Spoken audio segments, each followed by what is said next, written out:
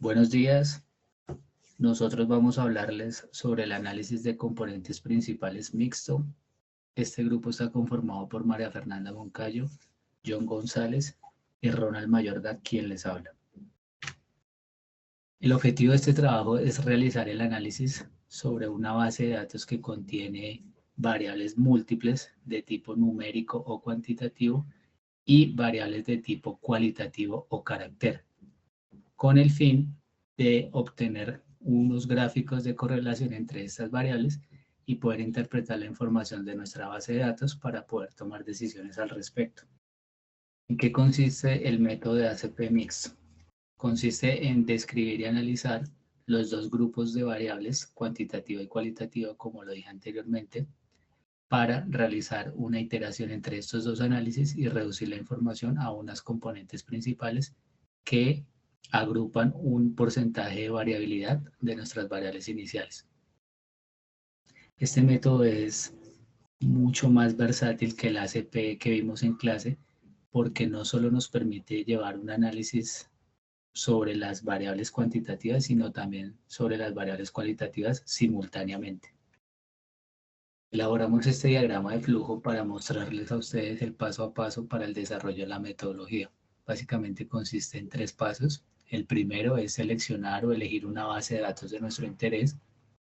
Luego, en el segundo paso, vamos a depurar, a preparar nuestra base de datos, verificando que no tenga datos de tipo no aplica, datos faltantes o ausentes, y debemos realizar un análisis muy cuidadoso de nuestros outliers o datos atípicos, ya que esta técnica es bastante sensible a estos datos.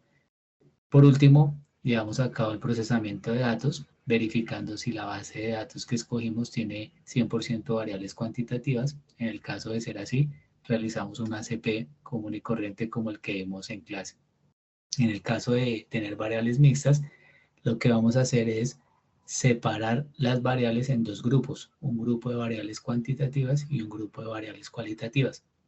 Al grupo de variables cuantitativas le aplicaremos la técnica del ACP normal y a las variables cualitativas la técnica del ACM o análisis de correspondencia múltiple. Luego, con el resultado de estos dos análisis, se hace una iteración de resultados llegando a un análisis de componentes múltiples que a su vez nos arroja unos gráficos de correlación entre estas variables para nosotros poder realizar el respectivo análisis y la toma de decisiones.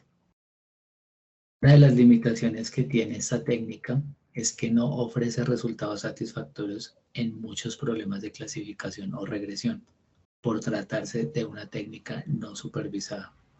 Entre sus ventajas tenemos que es una técnica bastante eficiente para el análisis de múltiples variables, ya que reduce la información de nuestras variables a unas cuantas componentes principales. También es una técnica que garantiza la mínima pérdida de información, nos sirve para analizar grandes conjuntos de datos, también retire las características del conjunto de datos que contribuye más a su varianza, y es una técnica que se ejecuta bastante rápido en comparación con otras técnicas para este fin.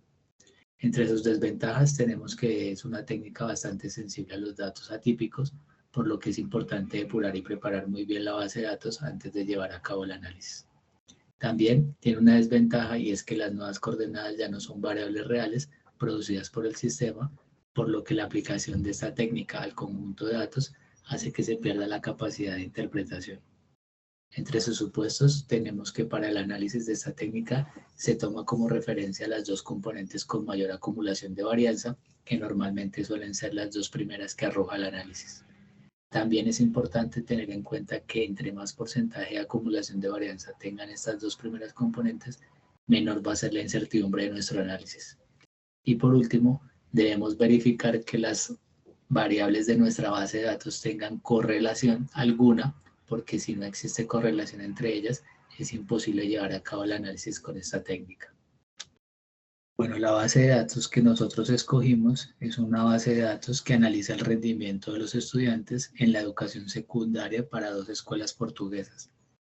Aquí podemos ver las variables de nuestra base de datos y un gráfico de correlación entre ellas que aplicamos previamente al análisis para observar si había algún grado de correlación entre ellas. Podemos observar que hay correlaciones de tipo negativa, que son las de color rojo, de acuerdo a nuestra escala, y correlaciones positivas de color azul. Como encontramos correlación entre las variables de nuestra base de datos, procedemos a aplicar la técnica. Como resultado del análisis, obtenemos el listado de componentes principales organizado de mayor a menor, donde podemos observar que las dos primeras componentes reúnen el 17.3% de la variabilidad, del cual el 11% lo aporta la primera componente y el 6.33% la segunda componente. Con la elección de estas dos componentes obtendremos los 4 gráficos que arroja el análisis que veremos a continuación. El primero es el gráfico de observaciones, donde podemos ver nuestra primera componente y su porcentaje de varianza acumulada y nuestra segunda componente con el porcentaje de varianza acumulada que representa. Vemos que los puntos o los datos de nuestra base se dispersan por los 4 cuadrantes de la gráfica de una manera que no muestran tendencia positiva o negativa, sino más bien podríamos hablar de una correlación entre ellas de tipo neutro.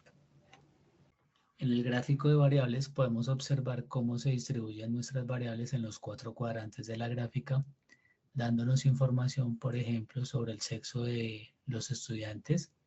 Aquí podemos ver que el sexo masculino está más relacionado de manera positiva con la componente número 2, mientras que el femenino está relacionado de manera negativa con esta componente. También podemos ver que una de las razones por la cual los padres escogen uno de los dos colegios es la reputación, y podemos ver que los padres de los estudiantes del colegio GP, que se encuentran ubicados en el primer cuadrante, desarrollan actividades profesionales relacionadas con la docencia y el área de la salud, mientras que los padres de los estudiantes que están en el tercer cuadrante, que corresponden al colegio MS, desarrollan actividades desde casa. En el gráfico de variables numéricas o círculo de correlaciones podemos observar cómo se relacionan nuestras variables numéricas con las dos componentes principales. En este caso podemos ver que la variable G1, G2 y G3 tienen una relación positiva con la componente principal número 1, mientras que estas dos variables de acá, que hacen referencia al consumo de alcohol por parte de los estudiantes entre semana y fines de semana, se relacionan mejor con la componente número 2 de manera positiva. También podemos observar que hay variables que tienen relaciones entre sí. En este caso, por ejemplo, la variable de edad y ausencia a clase tienen una relación negativa con respecto a las variables G1, G2 y G3 que se muestran en el cuarto cuadrante. Por último, tenemos el gráfico donde se muestran todas las variables, tanto numéricas como categóricas.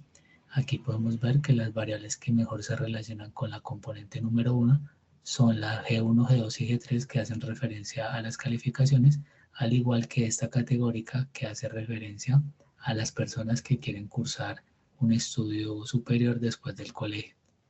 Como podemos ver, están muy ligadas estas dos variables, queriendo decir que los estudiantes que más se destacan por lo general quieren cursar estudios superiores. En este componente número 2 tenemos la variable categórica sexo, consumo de alcohol en fines de semana y entre semana por parte de los estudiantes, al igual que el tiempo libre fuera de clase. Estas 4 variables se relacionan mejor y de manera positiva con nuestra componente número 2.